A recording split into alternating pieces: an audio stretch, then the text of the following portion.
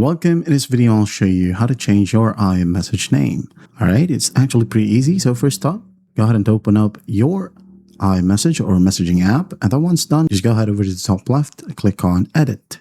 And then after that, if this is your first time, you'll be able to see Edit a photo right here, okay, or name. Now, if you've already set it up, you can just basically tap on your name right here. So tap on it, and then once done, go ahead and scroll down, find name. Now you can go ahead and tap on it, and then change the name right here.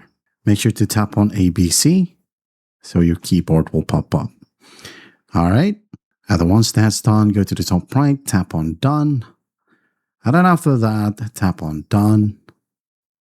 And you're good to go. You can go ahead and go to the top left again and tap on Edit to check it out. And here you have it.